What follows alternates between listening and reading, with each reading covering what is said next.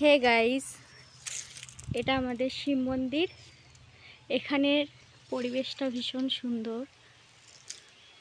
আমরা এখানে প্রতিদিন দুপুরবেলায়, এখানে আমাদের ডাঙাটা, প্রতিদিন দুপুরবেলায় আমরা এখানে আসি।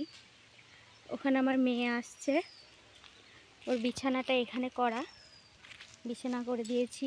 এটা মশারি, এখানটা আমি শোবো। এখানে আসছে আমার মেয়ে, গালে একটা মশা কামড়ে দিয়েছে সোনামনাটার। এদিকে রাস্তা, আর এখানে আমাদের আছে সন্টু, মন্টু, ঝন্টু। এখানে এখানে দুজন আছে, আর এখানে আছে একজন। আর এই রাস্তাটা আমাদের বাড়ির কাছেই।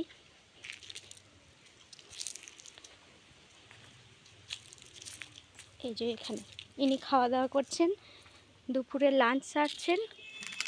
এবং এইখানে আর একটু গেলেই আমাদের বাড়ি।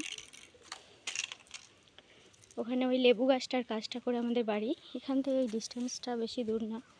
প্রতিদিন আমরা দুপুরবেলা এখানে এসে আমরা এখানে গল্প করি। এখানে আমাদের আছে